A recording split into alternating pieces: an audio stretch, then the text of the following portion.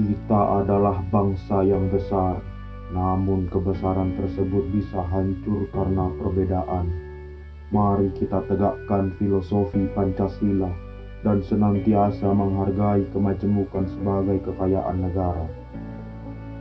Negeri ini, Republik Indonesia, bukanlah milik satu golongan, bukan milik satu agama, bukan milik suatu kelompok atau etnis, bukan juga milik suatu adat istiadat tertentu, tetapi milik kita semua dari Sabang sampai Merauke.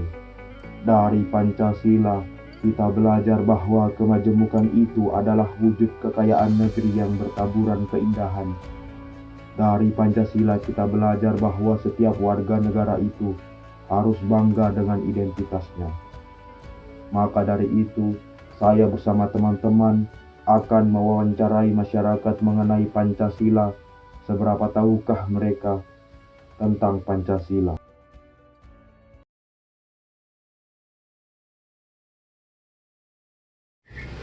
Guys, di sini saya akan menanyakan tentang sila pertama pada Pak Pasis. Menurut Bapak, apakah dalam sila pertama Pancasila yaitu ketuhanan yang Maha Esa, apakah Esa di sini dalam arti menurut ajaran Islam yaitu keyakinan, ataupun juga menurut ajaran agama lainnya yang ada di Indonesia? Kalau menurut saya, itu menurut agama saya, agama Islam itu namanya Esa, itu adalah satu tunggal. Jadi ada yang menguasai, ini adalah Allah, jadi Tuhan satu yang menguasai dunia ini.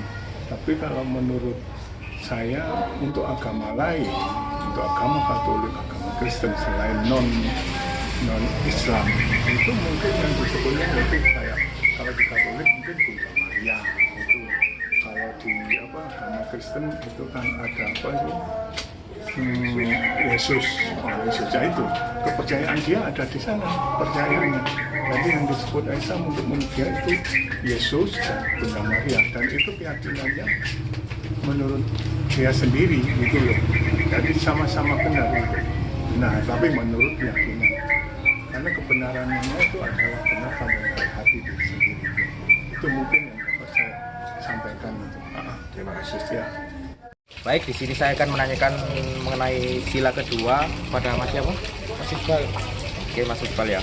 Menurut Mas Iqbal, dari sila kedua kita tahu bahwa di sini sebagai manusia harus adil dan beradab. Di sini saya akan mengambil poin nilai kemanusiaan. Nah, pada zaman sekarang kan di era globalisasi ini, menurut Mas Iqbal, bagaimana nilai kemanusiaan yang diterapkan oleh para generasi milenial? Apakah milenial menanamkan nilai kemanusiaan atau malah meremehkannya? Menurut saya di era globalisasi ini banyak generasi milenial yang mulai jatuhkan nilai kemanusiaan, Mas. Tapi untungnya masih ada juga beberapa yang memiliki nilai kemanusiaan. Jadi kita sebagai generasi yang masih punya nilai kemanusiaan harus merangkul teman-teman kita yang jauh dari nilai kemanusiaan itu. Baik, terima kasih Mas Iqbal. Sama-sama, Mas. Baik, di sini saya akan mempertanyakan sila ketiga kepada Mas Indra. Bagaimana menurut Mas Indra mengamalkan Pancasila, khususnya sila ketiga yaitu persatuan Indonesia? Sila ketiga persatuan Indonesia itu sanggup dan rela berkorban untuk kepentingan negara dan bangsa. Sebagaimana kita contohkan, kita harus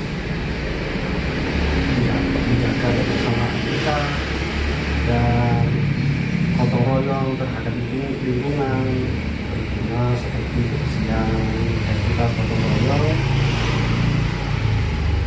untuk membangun seperti kerja bakti sosial kita dan seluruh masyarakat. Menurut saya seperti itu. Ya, terima kasih. Baik, di sini saya akan mewawancarai Pak Dino. Oke, menurut Pak Dino, kenapa sila keempat yang disebut secara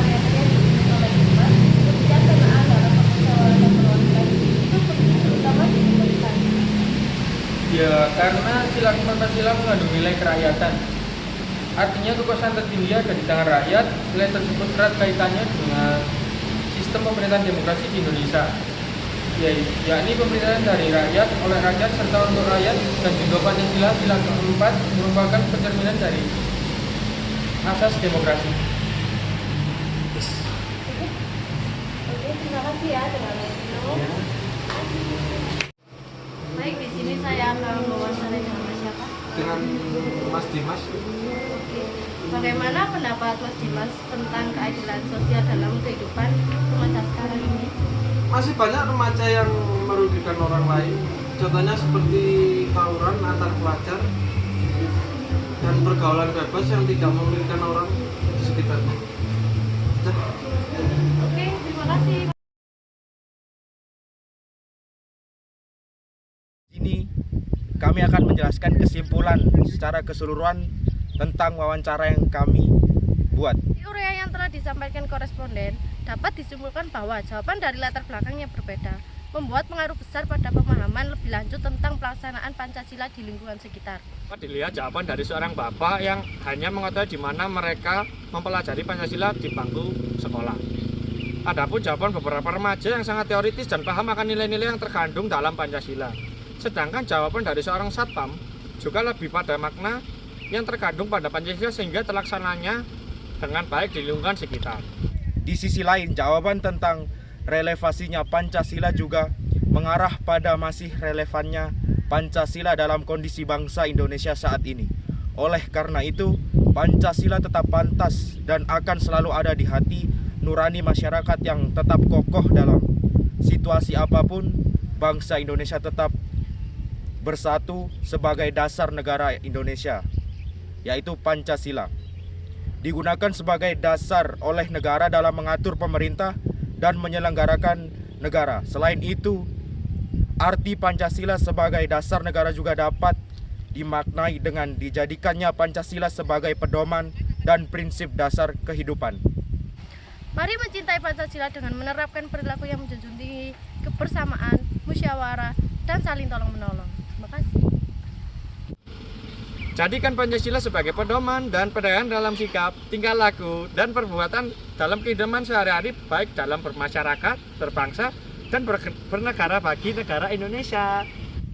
Hiduplah Indonesiaku, kuatlah Pancasila yang menjadi lambangku, maju dan bertakwalah bangsaku.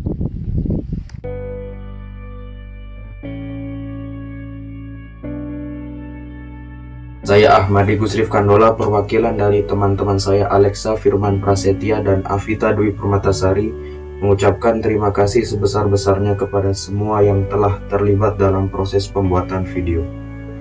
Sebelum saya tutup videonya, saya ingin menambahkan sedikit kutipan dari Insinyur Soekarno tentang Pancasila.